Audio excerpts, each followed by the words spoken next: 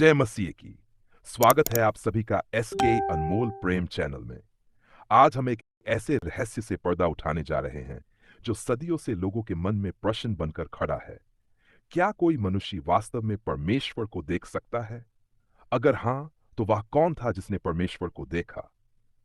इस वीडियो को अंत तक ध्यान से सुनिए, क्योंकि आखिर में हम एक सामर्थी प्रार्थना करने वाले हैं जो आपके जीवन को बदल सकती है। कृपया अभी लाइक करें, कमेंट करें, शेयर करें और इस चैनल एस के अनमोल प्रेम को सब्सक्राइब करना न भूलें। तो आइए अब इस आत्मिक यात्रा की शुरुआत करते हैं। क्या मनुष्य परमेश्वर को देख सकता है? बाइबल में सबसे पहले यह बात स्पष्ट की गई है कि मनुष्य परमेश्वर को पूरी महिमा में नहीं देख सकता। निर्गमन अध्याय 33 पद 20 में यह लिखा है, तू मेरा मुख नहीं देख सकता, क्योंकि मनुष्य मुझे देखकर जीवित नहीं रह सकता। यह बात यह स्पष्ट करती है कि परमेश्वर की महिमा इतनी अद्भुत, इतनी पवित्र और इतनी ज्योतिर्मयी है कि कोई सामान्य मनुष्य उसे देख नहीं सकता। लेकिन बाइबल में कुछ ऐसे व्यक्ति हैं जिन्हें विशेष अनुग्रह प्राप्त हुआ और उन्होंने किसी न किसी रूप में परमेश्वर को देखा। चलिए अब जानते हैं ऐसे महान जनों के बारे में। पहला, मूसा ने परमेश्वर को देखा। निर्गमन अध्याय 33 पद 11 में लिखा है, और यहोवा मूसा से आमने सामने ऐसे बातें करता था जैसे कोई अपने मित्र से करता है। यह पद हमें बताता है कि मूसा को परमेश्वर के साथ एक अनूठा संबंध प्राप्त था। हालांकि मूसा ने परमेश्वर का संपूर्ण रूप नहीं देखा, लेकिन उसने प्रभु की उपस्थिति और महिमा का अनुभव किया। परमेश्वर ने मूसा को अपनी पीठ दिखाई, न कि अपना मुख।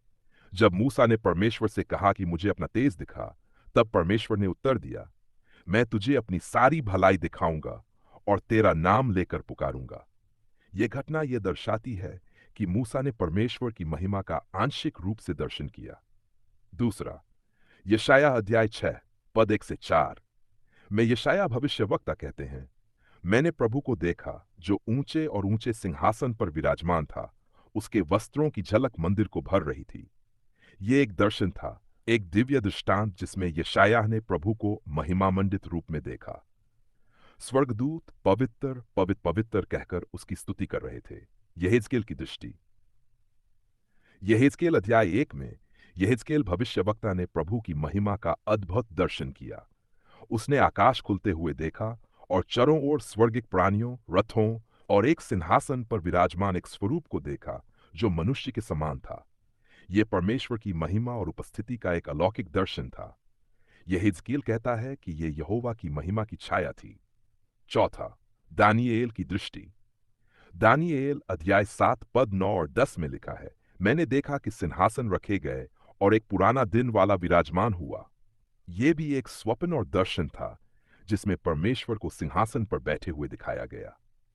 पांचवा, यूहन्ना प्रेरित का दर्शन। प्रकाशित वाक्य अध्याय 1।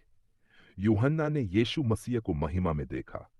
उसने प्रभु को स्वर्ण पट्टिका पहने, अग्नि जैसी आंखों और तलवार जैसे वचन के साथ देखा।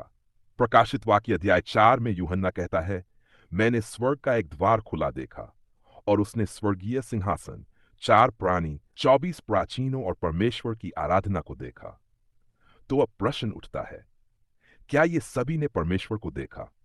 उत्तर है, उन्होंने परमेश्वर की महिमा, रूप, दर्शन और उपस्थिति को देखा, लेकिन संपूर्ण परमेश्वर को नहीं। केवल एक व्यक्ति ने परमेश्वर को संपूर्णता में देखा और वह है यीशु मसीह। यीशु मसीह जिसने परमेश्वर को देखा और प्रकट किया। यूहन्ना अध्याय 1 पद 18 में लिखा है, किसी ने कभी भी परमेश्वर को नहीं देखा, परंतु जो इकलौता पुत्र है जो पिता की गोद में है, उसी ने उसे प्रकट किया। यह एक स्पष्ट गवाही है कि यीशु मसीह ही वह व्यक्ति है जिसने परमेश्वर को देखा और इस संसार में उसकी महिमा को प्रकट किया। कुलुस्सियों अध्याय 1 पद 15 वह अदृश्य परमेश्वर का प्रतिरूप है। इब्रानियों अध्याय 1 पद 3 वह परमेश्वर की महिमा का तेज और उसके स्वरूप की छवि है। इसका अर्थ यह हुआ कि जो कोई यीशु मसीह को देखता है, वह परमेश्वर को देखता है। फिर यीशु ने स्वयं क्या कहा? यूहन्ना अध्याय 14 पद 9 में यीशु ने फिलिप्पुस से कहा, जो मुझे देख चुका है वह पिता को देख चुका है। इससे स्पष्ट होता है कि यीशु मसीह में ही परमेश्वर का सच्चा प्रकटन हुआ है। क्या आज हम भी परमेश्वर को देख सकते हैं? शारीरिक रूप में नहीं, लेकिन आत्मिक रूप में हम परमेश्वर के साथ संगति कर सकते हैं। मत्ती अध्याय 5 कहता है, धन्य है वे जिनका मन शुद्ध है, क्योंकि वे परमेश्वर को देखेंगे। जब हमारा हृदय निर्मल होता है, जब हम पाप से दूर होते हैं और आत्मा में चलते हैं, तब हम आत्मिक दृष्टि से परमेश्वर को पहचान सकते हैं।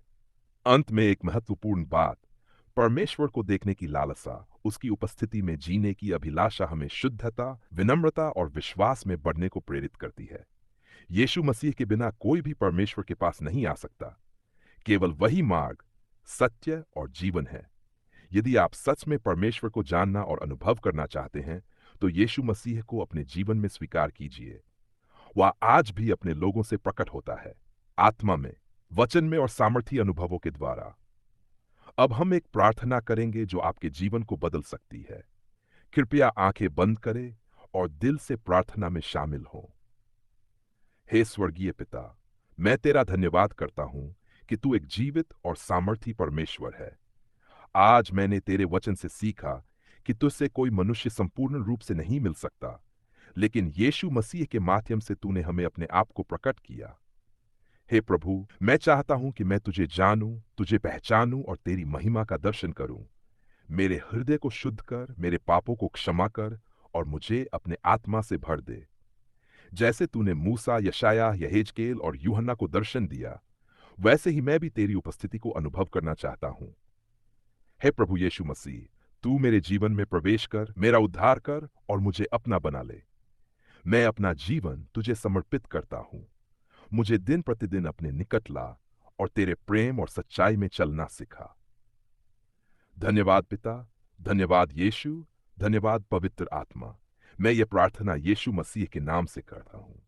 अगर यह वचन और प्रार्थना ने आपके दिल को छुआ है, तो इस वीडियो को तुरंत लाइक करें, कमेंट में आमीन लिखें, अपने दोस्तों और परिवार के साथ शेयर करें और चैनल एसके अनमोल प्रेम को सब्सक्राइब करना ना भूलें। परमेश्वर आपको दर्शन दे और आपकी आत्मा को अपनी उपस्थिति से भर दे। जय मसीह की।